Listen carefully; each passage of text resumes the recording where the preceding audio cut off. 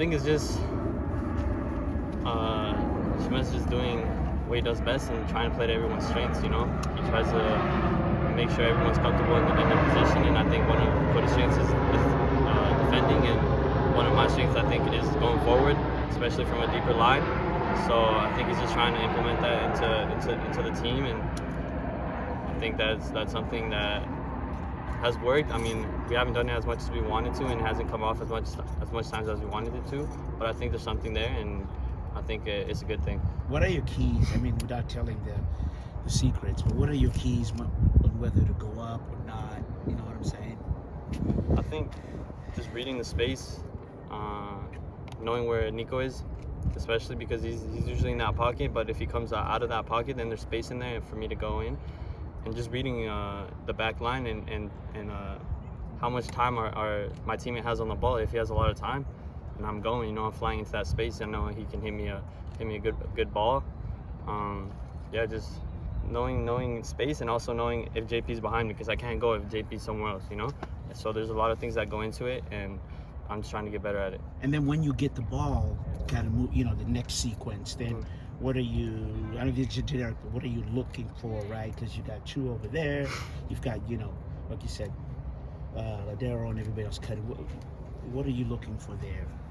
It depends on the ball, but if it's into space, I always try to first time cross into Raul, see if there's anyone in the box. If not, then I cut it back and try to keep possession, because there's a lot of times I feel we cross it without really any sense, anyone we're passing it to. So I think there was one play against Orlando where Nico hit me over the top, and I didn't see any clear pass, so I cut it back, and I was inside the box.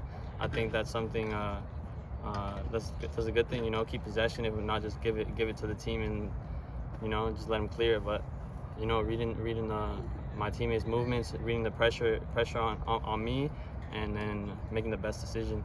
Are you getting more comfortable now? The more time you see with the game time, in terms of reading that, and everybody comfortable with getting some sense of where everybody's going to be, and it changes every minute of the game. I get that. Yeah, I think it's still fairly new. I think we've only started doing it for these last 3 games when me and Cody have been playing together, but I think there's a lot of improvement to do. Sometimes me and Nico are sometimes in the same spot, or sometimes it's not clear, the spacing isn't right, and so it's not really on. It's something we need to keep working on. We try to work on it every day here in training, especially between me, Nico, and Cody, so we can get better on the field. Read each other's movements, know each other's tendencies. What's that moment like? When you're in the same space and you see Nico and you're like, uh-oh. Yeah, well, I try not to, because I try to leave space for Nico and let him play his game. Right. He's a 10, so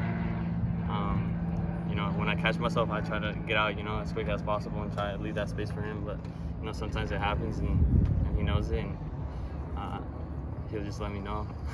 What were your thoughts on your performance against Houston? And that midfield with Arthur and Caicedo, that just maybe plays a little bit differently than with Hector Herrera's in there?